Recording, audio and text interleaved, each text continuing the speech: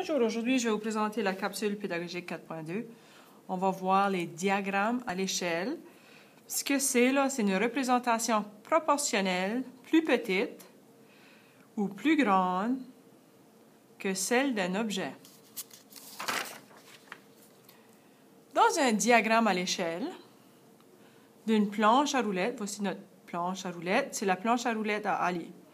On a utilisé une échelle 1 par rapport à 14. On veut savoir quelle est la longueur de la planche à roulettes, la longueur réelle. Lorsqu'on voit ceci, ce que ça veut dire, c'est les dimensions de l'objet réel sont 14 fois plus grands que le dessin. Alors, le dessin, c'est 5 et 5 dixièmes de centimètre. Ça fait, je prends mon 1 par rapport à 14, je mets sous forme de fraction. Et ceci, ça représente l'échelle. À la droite, j'ai une autre fraction au numérateur. Ça représente la longueur sur le dessin, qui est 5 et 5 dixièmes de centimètre. Et au dénominateur, c'est ça qui va représenter mon nombre réel ou ma longueur réelle. Ça fait, si on commence ici à la gauche, le numérateur c'est 1.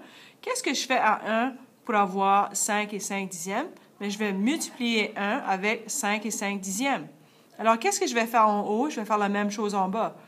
Je vais multiplier 14 avec 5 et 5 dixièmes et ça va me donner 77 cm. Alors, la longueur de la planche à roulettes est 77 cm. On a un beau saumon ici. Calcule la longueur réelle du saumon.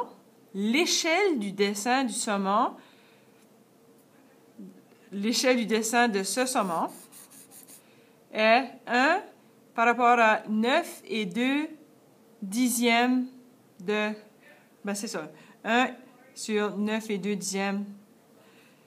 Ça, c'est l'échelle. Pour savoir la vraie longueur, si j'ai 1, comment est-ce que je fais pour avoir 5? Je le multiplie avec 5 et ça me donne 5. Alors, je vais faire la même chose avec 9 et 2 dixièmes. 9 et 2 dixièmes multiplié avec 5, ça me donne 46 cm. Le 5 ici, ça représente la longueur du dessin. Et le 46 cm, ça représente la longueur réelle du saumon. On a une situation ici où est-ce que on a un 25 sous. La taille réelle du 25 sous est de 23,88 centièmes de millimètre et le diamètre du 25 sous réel. Le dessin, le diamètre est 1 et 4 dixièmes de centimètre. Ça fait une des premières choses que je vais faire, c'est convertir mes mesures en millimètres. La raison que je choisis de le faire en millimètres, c'est parce que j'utilise l'unité de mesure de l'objet réel. Ça fait, je vais tout transformer en millimètres. Ça fait, si j'ai 1 et 4 dixièmes de centimètre, si je multiplie ça avec 10, ça va me donner 14 millimètres. Alors, le diamètre du dessin est 14 millimètres. L'échelle. Ici, on n'a pas l'échelle. Il nous donne seulement la mesure du dessin, qui est 14. Vous voyez, le diamètre du dessin, c'est 14. Et ici, c'est le diamètre de l'objet réel. Ça fait, si je veux savoir c'est quoi l'échelle, 14, qu'est-ce que je fais à 14 pour avoir 1? 14 divisé avec 14 me donne 1. Alors, qu'est-ce que je vais faire en haut? Je vais faire en bas.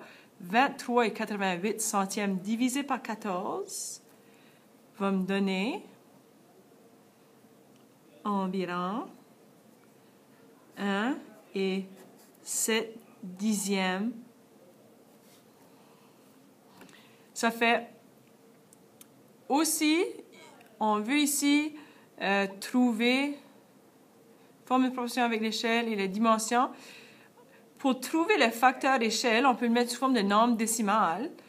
Pour faire ça, je prends mon numérateur, je le divise avec le dénominateur Et ça me donne environ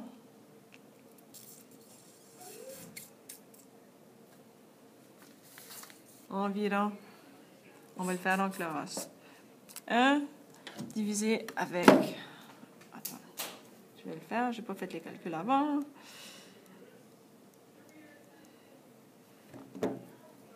Zéro et 6.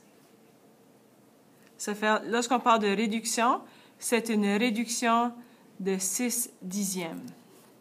Ça fait, vous avez ce que vous avez besoin pour faire 4.2.